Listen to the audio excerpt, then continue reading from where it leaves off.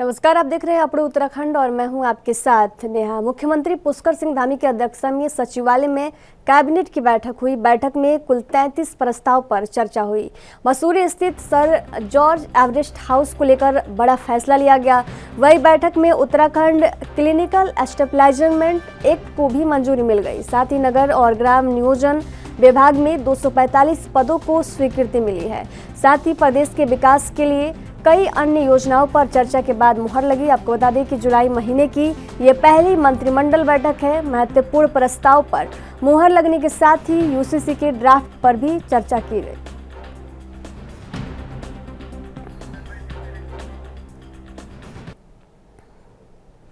IDPL के निवासियों को बेघर होने से बचाने के लिए अब पूर्व मुख्यमंत्री हरीश रावत खुलकर सामने आ गए हैं। हरीश रावत ने धामी सरकार को साफ कहा कि पुलिस और प्रशासन के जोर जबरदस्ती यदि आवास खाली कराने की कोशिश की गई तो सबसे पहले वे पुलिस की लाठी खाने के लिए आगे खड़े मिलेंगे। हरीश रावत का कहना है कि सरकार को इस समस्या का समाधान निकालना चाहिए, क्योंकि जनता ने ही सरकार को चुना है और राजा का फर्ज बनता है कि वो अपनी प्रजा का हर तरीके से ख्याल करे। आपको बता दें कि पूर्व सीएम हरीश रावत उन लोगों के बीच पहुंचे जो अपनी आवास बचाने के लिए लगातार धरना प्रदर्शन कर रहे हैं।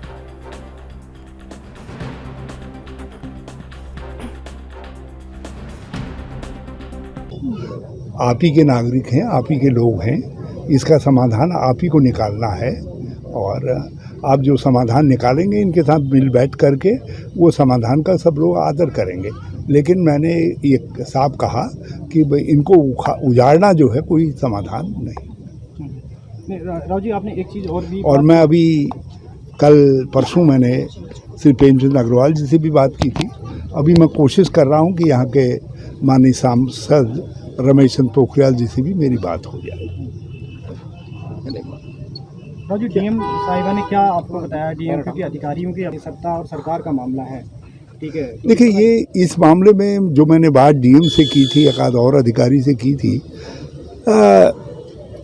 उन्होंने स्पष्ट न कह करके कुछ अपनी जीभ मोड़ करके जो कुछ कहा, अब इतने सालों के अनुभव के बाद मैं समझ जाता हूँ कि कुछ चीज़ें उनकी सीमा से बाहर है और उनसे जब तक ये कहा जाता रहेगा आगे बढ़ो, किसी कीमत पर खाली कराओ, तब तक वो आगे बढ़ते रहेंगे। और जैसे उनसे कहा जाएगा लौटो तो आधा तोड़ा हुआ भी होगा तो वैसे ही भाग। रुड़की में कांवड़ पटरी पर आज एक छोटा सा बच्चा कांवड़ लेकर हरिद्वार से आते हुए दिखाई दिया। 4 वर्षीय वंश की मां ने बताया कि हम शामली निवासी हैं और हरिद्वार से जल लेकर आ रहे हैं और भूरा महादेव मंदिर पर जल चढ़ाए हैं। आप देख सकते हैं कि नन्हा सा कवाड़िया वंश कितनी जोश के साथ कांवड़ लेकर चल रहा है। हम इसको भगवान की दी हुई शक्ति नहीं तो क्या कहेंगे, क्योंकि इस उम्र में बच्चा सही तरह से चल भी नहीं पाता और ये नन्हा वंश कांवड़ लेकर कितनी फुर्ती के साथ कांवड़ लेकर चल रहा है।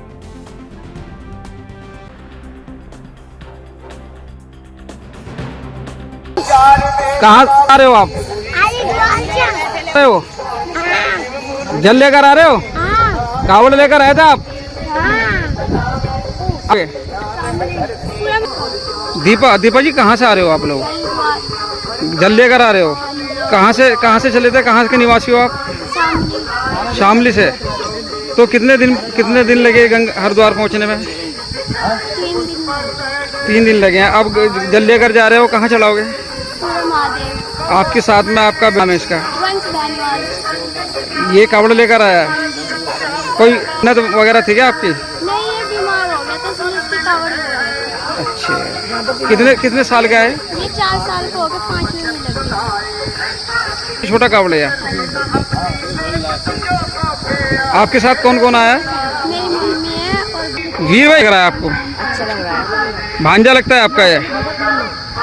आपको अच्छा लग रहा है? अच्छा लग रहा है। कितनी कम उम्र में कावड़ लेकर चला है? आप कहाँ से आए हो? शामली से। में कितना समय लगेगा आपको? 10 दिन।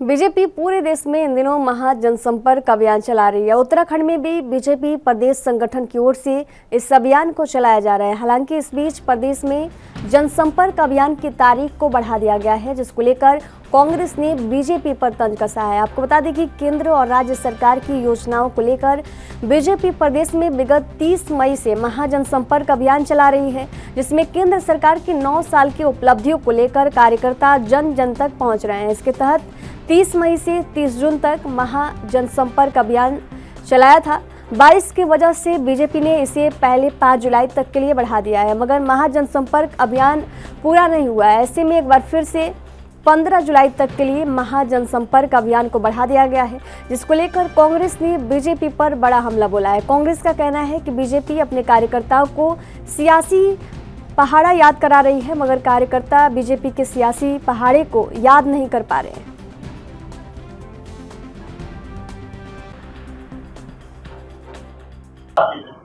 भारतीय जनता पार्टी के खिलाफ लगातार पूरे देश के अंदर माहौल है। हिमाचल के चुनाव और कर्नाटक के चुनाव ने इस मामले में अपनी मोहर भी लगाई है और भारतीय जनता पार्टी अब महाजनसंपर्क अभियान के द्वारा जनता के बीच जा रही है। वो अपने कार्यकर्ताओं को सियासी पहाड़ा पढ़ाकर भेज रही है कि जनता को भी पहाड़ा सिखाना है, लेकिन जनता अब भारतीय जनता पार्टी के पहाड़े को नहीं सुन रही है, ना पढ़ रही है, ना जनता उनके महाजनसंपर्क अभियान में जुट रही है। भाजपा के ही 2-4 कार्यकर्ता मिल बैठ करके महाजनसंपर्क अभियान की जो है खाना पूर्ति कर रहे हैं। इसीलिए तारीख पर तारीख आगे बढ़ानी पड़ रही है, क्योंकि जनता आक्रोश में है, महंगाई चरम पर है। आज टमाटर जो है 160 रुपए किलो पर है और कल अगर कई जगह शहर के क्षेत्रों में बस्तियों से पता लगा कि 200 रुपए किलो भी टमाटर बिक रहा था। तो चाहे खाद्यान्न की कोई भी वस्तु हो, चाहे उत्तराखंड में आप अग्निवीर योजना के विरोध में युवाओं का आक्रोश हो, आप बेटी अंकिता भंडारी प्रकरण के बाद राज्य की मार्गदर्शक अभी भी पूछ रही है कि वीआईपी कौन है, जिस वीआईपी के बारे में बेटी अंकिता भंडारी व्हाट्सएप चैट के। देखिए, महाजनसंपर्क वाहन अभियान जो है चल रहा है और राज्य में आप देख रहे हैं अतिवृष्टि हो रही है। बारिश के कारण घर घर जाने के जो कार्यक्रम है उसमें अवरोध पैदा हो रहा है। कार्यकर्ता सुबह और शाम को लोगों से जनसंपर्क करते हैं। महासंपर्क अभियान के तहत घर घर जाकर अपने केंद्र की सरकार की, राज्य की सरकार की योजनाओं के बारे में, पार्टी की गतिविधियों के बारे में लोगों के साथ साझा करते हैं, चर्चा करते हैं। तो ये बारिश एक कारण रहा है। आगे जो तिथि बढ़ी है उसमें लगता है कि बारिश थोड़ा कम हो जाएगी या बारिश की जैसा भी अनुकूलता रहेगी उस हिसाब से कार्यकर्ता लगातार जनसंपर्क। कांग्रेस के राष्ट्रीय अध्यक्ष मल्लिकार्जुन खड़गे अक्टूबर महीने में उत्तराखंड का दौरा कर सकते हैं। कांग्रेस के प्रदेश अध्यक्ष करण मारा की अध्यक्षता में उत्तराखंड कांग्रेस के एक प्रतिनिधि मंडल ने राष्ट्रीय अध्यक्ष से मुलाकात कर उनसे उत्तराखंड आने का आग्रह किया है। कांग्रेस के प्रदेश उपाध्यक्ष मथुरा दत्त जोशी ने कहा कि पार्टी ने राष्ट्रीय अध्यक्ष को बद्रीनाथ धाम और केदारनाथ धाम में दर्शन के लिए निमंत्रण दिया है। इसके अलावा उन्होंने कहा कि इस मुलाकात के दौरान उत्तराखंड कांग्रेस द्वारा प्रदेश में चलाए जा रहे अभियान को लेकर राष्ट्रीय अध्यक्ष को जानकारी दी गई है और आगामी रणनीति को लेकर राष्ट्रीय अध्यक्ष ने दिशा निर्देश दिए। उन्होंने कहा कि राष्ट्रीय अध्यक्ष के उत्तराखंड दौरे से कार्यकर्ताओं का मनोबल बढ़ेगा। हम गए थे, हमने अपनी रिक्वेस्ट, अपना निवेदन उनको दिया है और रिटर्न में दिया है कि भाई उत्तराखंड का ये देवभूमि है, उत्तराखंड का अगर उसका दौरा बनता है तो ये हमारे लिए भी सौभाग्य की बात है और पार्टी के लिए भी उसका बड़ा फायदा हो सकता है। संभवतया मैं समझता हूँ कि अक्टूबर तक जब बरसात थोड़ा कम हो जाएगी तो निश्चित रूप से हमें उम्मीद है कि राष्ट्रीय अध्यक्ष जी उत्तराखंड का दौरा करेंगे और बद्रीनाथ केदारनाथ के भी दर्शन करेंगे। नहीं, देखिए, माननीय राष्ट्रीय अध्यक्ष जी से तो हम मुलाकात करने गए थे माननीय अध्यक्ष जी के नेतृत्व में और हमने उनको भगवान बद्रीनाथ और केदारनाथ की यात्रा करने का निमंत्रण दिया और संगठन की गतिविधियों से भी अवगत कराया। जो विगत दिनों में हमने जितने भी कार्यक्रम किए उससे भी अवगत कराया और आगे के लिए हमने मार्गदर्शन भी लिया उनका, क्योंकि 2024 में लोकसभा का चुनाव भी है, बीच में बागेश्वर विधानसभा का उपचुनाव भी होना है और नगर निकाय चुनाव भी है। इस संबंध में माननीय अध्यक्ष जी का हमको मार्गदर्शन मिला है और उनके उत्तराखंड में भारी बारिश होने के कारण प्रदेश के कई इलाकों में लैंड स्लाइड भी लगातार हो रही है। चारधाम यात्रा भी लगातार जारी है। ऐसे में चारधाम रूट पर पर्यटकों और श्रद्धालुओं की आवाजाही लगातार बनी हुई है। लैंड स्लाइड से यात्रा रूट बाधित होने और दुर्घटना होने का खतरा भी लगातार बना हुआ है। लोक निर्माण विभाग मानसून सीजन से निपटने के लिए पूरी तरह तैयार है। प्रदेश के कई ऐसे इलाके हैं जहां पर मानसून सीजन में लैंडस्लाइड होती है। इन सभी इलाकों को PWD ने चिन्हित किया है और जगह जगह JCB की भी तैनाती की गई।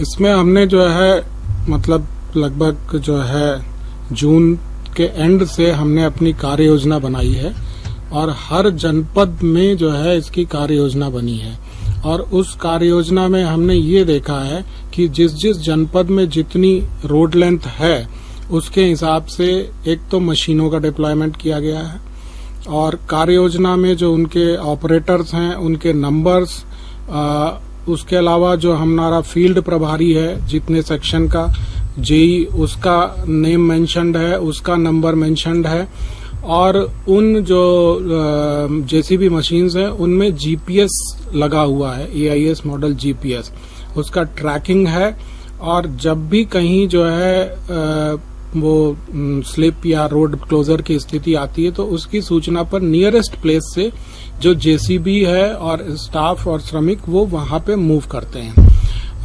सभी खंडों को हमने ओपनिंग कम्युनिकेशन के लिए SDRF में सफिशिएंट धनराशि का आवंटन कर दिया है और आपदा कंट्रोल रूम जो है वो जनपद स्तर पे प्रभावी है।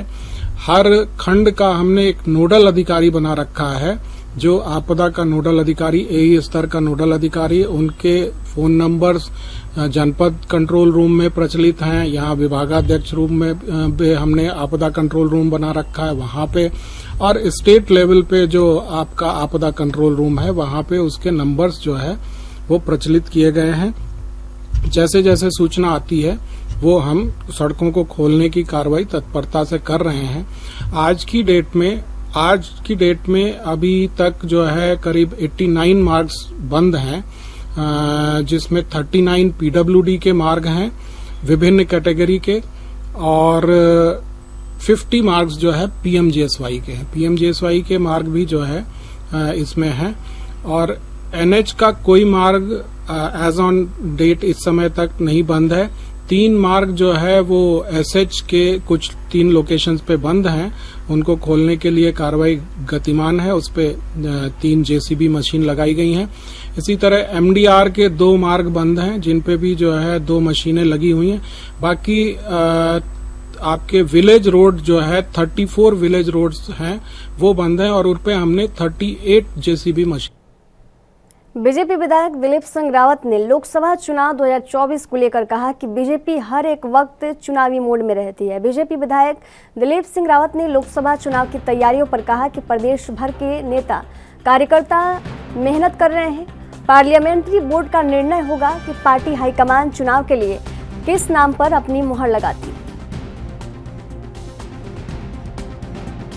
देखिए, भारतीय जनता पार्टी हर समय चुनावी मोड में रहती है और मैं समझता हूं कि मोदी जी के नेतृत्व में सभी लोगों की आशा तो है कि हम भारी बहुमत से फिर लोकसभा का चुनाव जीतेंगे और सारे कार्यकर्ता मेहनत कर रहे हैं। आपकी तरफ से भी कुछ नहीं, देखिए पार्टी किसको उम्मीदवार बनाती है तो पार्टी का विषय है, पार्लियामेंट्री बोर्ड का विषय है और किस समीकरण तय बनाती है ये भी एक तात्कालिक समीकरण होते हैं और निश्चित रूप से अगर पार्टी हमको अवसर देती है या किसी और को अवसर देती है तो कोई भी कार्यकर्ता अपनी कर्तव्य समझकर जो है उस ड्यूटी को पूरा। देखिए, भारतीय जनता पार्टी की एक ही रणनीति है, किस तरह से देश का भला हो, किस तरह से राष्ट्र का भला हो और इसी विचारधारा से प्रभावित होकर तमाम दलों के लोग हमारे पास आ रहे हैं, जिसे लोग कथित रूप से एक लोटस मिशन कह रहे हैं, लेकिन मेरा कहना है कि लोग कमल के प्रति आकर्षित होकर हमारी राष्ट्रवाद विचारधारा के से प्रभावित होकर जो है लोग हमारे पास आ रहे हैं। तो यहाँ रुकेंगे एक छोटे से ब्रेक के लिए। ब्रेक के बाद जल्द हाजिर होंगे। देखते रहिए ANB न्यूज़।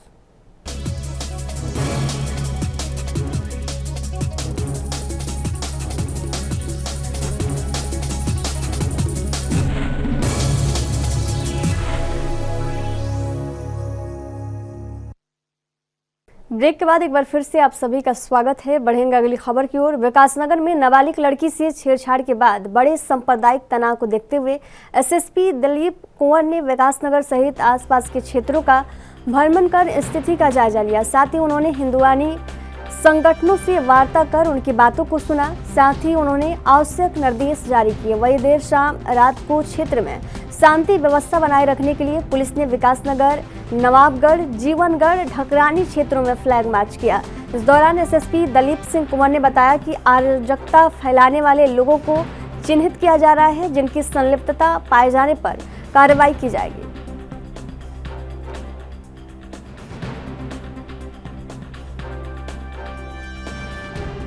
से और इसमें उसका भी हम संज्ञान ले रहे हैं। एक वीडियो फुटेज हमारे पास है, उसका भी हम संज्ञान लेंगे और जो भी इस दिशा में जिन्होंने कुछ गलत काम किया उनको चिन्हित करके उनकी प्रिवेंटिव के साथ साथ जो भी विधिक कार्रवाई हो वो हम करेंगे। कुछ लोग बड़ा चढ़ा करके जो है सांप्रदायिक सौहार्द को बिगाड़ने का प्रयास कर सकते हैं, उनके प्रभाव में ना आए। पुलिस आपके साथ है और कोई भी गलत काम करने वालों को मैं आह्वान करता हूं कि उसके लीगल इम्प्लीकेशंस के बारे में वो भली बात अवगत हो जाएं और ज़रूरत पड़ने पर इसमें एनएसए के तहत भी कार्रवाई की जा सकती है। किसी को बख्शा नहीं जाएगा अगर कोई शांति व्यवस्था भंग करेगा। हरिद्वार पुलिस ने कांवड़ियों के लिए शंकराचार्य चौक पर एक सेल्फी पॉइंट बनाया है, जिसमें कांवड़ी अपनी यात्रा के दौरान बिताए हुए पलों को कैमरे में कैद कर सकेंगे और जब कांवड़ियों की यात्रा पूर्ण हो जाए तो अपनी सेल्फी पॉइंट पर ली गई फोटो को देखकर अपनी यादें ताज़ा कर सकेंगे। एसएसपी हरिद्वार अजय सिंह ने बताया कि लाखों की संख्या में कांवड़िए हरिद्वार आ रहे हैं और जब हर की पौड़ी से अपने अपने नगरों की ओर कांवड़िए जाते हैं तो उनके लिए एक बहुत ही खुशी का विषय होता है। प्रदेश से इतने श्रद्धालु यहाँ पर कांवड़े आ रहे हैं जो लाखों की संख्या में है और वो एक के लिए एक बहुत हर्ष का पल होता है जब वो कांवड़ लेके जल लेके यहाँ से जाते हैं अपने अपने राज्यों को, अपने अपने गाँव को। तो एक हरिद्वार पुलिस की तरफ से एक सेल्फी पॉइंट बनाया गया छोटा सा, जहाँ पर ये पैदल कांवड़िए जा रहे हैं जो अपनी और यादों को सजो के लेके जाएं, जिससे वो कभी देखते हैं तो उनको लगेगा कि हरिद्वार पुलिस उनका स्वागत भी किया था और उन्हें यहाँ फोटोग्राफ कराई थी। तो ये उनके इस यात्रा में एक छोटा सा जुड़ाव के रूप में किया गया है जो उनके यादगार रहे। जो और देख रहे हैं आप यहाँ पर जिस तरह से लोग सेल्फी हमारे कांवड़ बंधु करवा रहे हैं वो एक उनके लिए यादगार रहेगा और हमारे लिए भी हर्ष का विषय कि हम हरिद्वार में चल रहे कांवड़ मेले की सुरक्षा व्यवस्था का निरीक्षण करने प्रदेश के एडीजी लॉ एंड ऑर्डर ने हर की पौड़ी सहित अन्य घाटों का जायजा लिया। इस दौरान एसएसपी हरिद्वार सहित पुलिस के कई आला अधिकारी भी मौजूद रहे। लाखों की संख्या में विश्व प्रसिद्ध हरिद्वार की हर की पौड़ी से गंगा जल लेकर जा रहे शिव भक्तों की सुरक्षा व्यवस्था में किसी प्रकार की लापरवाही बर्दाश्त नहीं की जाएगी। एडीजी ने बताया कि हर की पौड़ी बाजार और पार्किंगों का निरीक्षण किया गया। पुलिस द्वारा अच्छा काम किया जा रहा है। उम्मीद करते हैं कांवड़ मेला सकुशल संपन्न हो।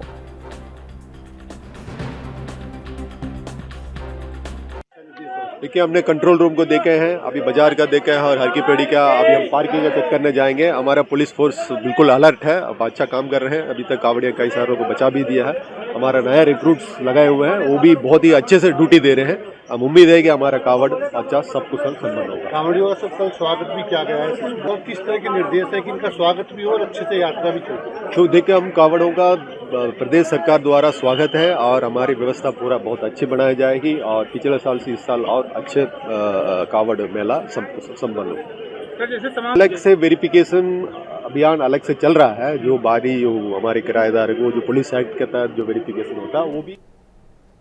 कुमाऊं के सभी 6 जिलों में बारिश का दौर शुरू हो गया है। नैनीताल जिले सहित पिथौरागढ़ जिले में तेज बारिश हुई। मौसम विभाग के द्वारा आज उत्तराखंड के गढ़वाल मंडल और कुमाऊं मंडल के अधिकांश जिलों में भारी बारिश की चेतावनी जारी की गई है। आपको बता दें कि कुमाऊं मंडल के 5 जिलों में बारिश के रेड अलर्ट के चलते सभी सरकारी और प्राइवेट स्कूलों में जिला प्रशासन ने अवकाश घोषित किया।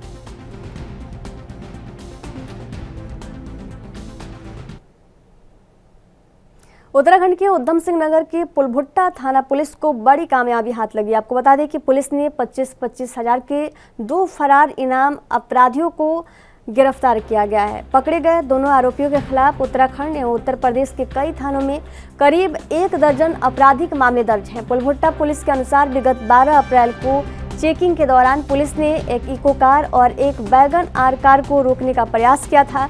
लेकिन कार सवार तस्करों ने पुलिस टीम पर कार चढ़ाते हुए पुलिसकर्मी सहित एक बाइक सवार को गंभीर रूप से घायल कर दिया था। घटना के बाद पुलिस ने एक आरोपी को मौके से पकड़ लिया था, जबकि 3 आरोपी अंधेरे का फायदा उठाकर मौके से फरार हो गए थे।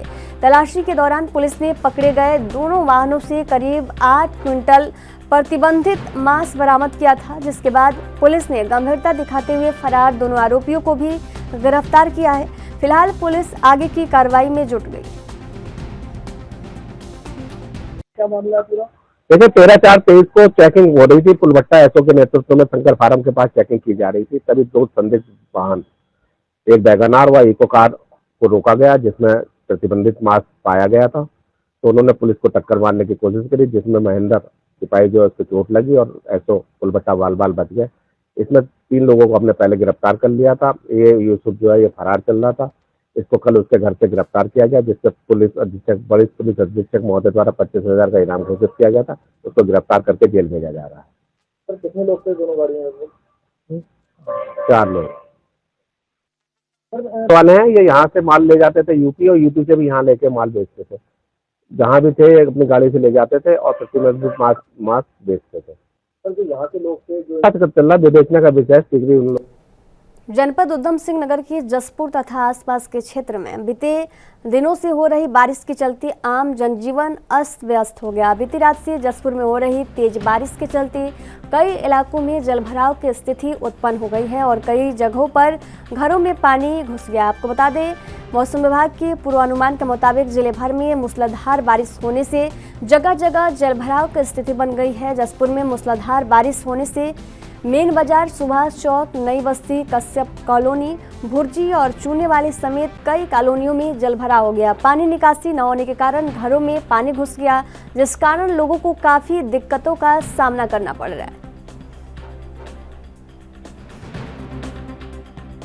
ये मौसम, वैसे तो मौसम ही ऐसा है, बताया गया था मौसम विभाग द्वारा, मगर ये जो हमारी नगर पालिका है जसपुर की अपनी, इन्होंने अपनी पहली बरसात में जल भराव हो गया है पूरे शहर के अंदर। लोगों का निकलना बढ़ना सारी चीज़ें बड़ी मुश्किल हो गई हैं।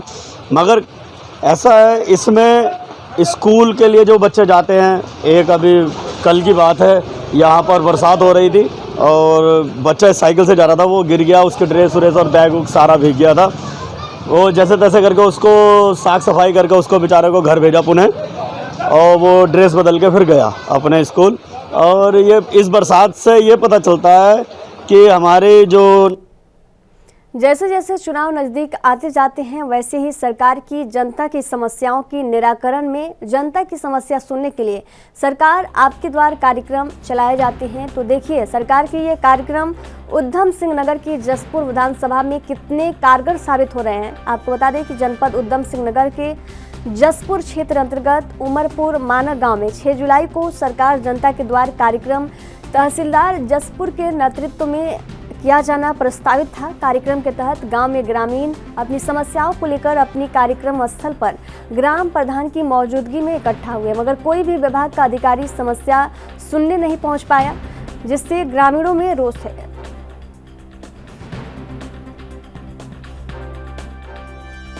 सरकार द्वारा जो स्कीम चलाई जा रही है, जनता सरकार जनता के दरबार में गांव के लोग बहुत सारे इकट्ठे हुए हैं जनता की समस्या सुनने। आनदार जसपुर तहसीलदार की ड्यूटी लगाई गई थी, हमें टाइम दिया गया था 4 साढ़े 4 बजे का, और रात्रि नाइट हम यहाँ रुकेंगे और जनता की समस्या सुनेंगे। और पब्लिक इकट्ठी होकर बैठी हुई है और किसी अधिकारी को कोई पता नहीं, जिस अधिकारी से फ़ोन कर रहे हैं वो कह रहे हैं हमें तो पता नहीं, हमें सूचना नहीं दी गई। और हमें 2-3 दिन पहले से लेटर जारी हुआ है डीएम द्वारा, जिलाधिकारी द्वारा। एसडीएम को भी फ़ोन किया गया, एसडीएम ने कहा हमें कोई जानकारी नहीं है। पटवारी से फ़ोन करा, पटवारी भी यही कह रहा है कि ना जी हमारी तो ड्यूटी वहाँ लग गई। यहाँ लोग बैठे हुए हैं, उसका इंतज़ार कर रहे हैं, अभी तक कोई नहीं है। मुझे भी खबर मिली है कि वहाँ पर तहसीलदार नहीं पहुँचे थे, लेकिन ये जानकारी भी मिली है क्योंकि कल तहसीलदार काशीपुर का भरतपुर में भी रात्रि विश्राम था। तो ये संभव था क्योंकि जो काशीपुर के तहसीलदार हैं उनके पास ही जसपुर का अतिरिक्त क्षेत्र भी है, तो इसी कारण से ये भ्रमण नहीं हो पाया होगा। तो मैं तहसीलदार से एक बार वार्ता कर लूँगी और उसके बाद ये डेट चेंज करके दोबारा से। अपने उत्तराखंड के सफर में फिलहाल दीजिए जाने की इजाजत। देखते रहिए एनबी न्यूज़। नमस्कार।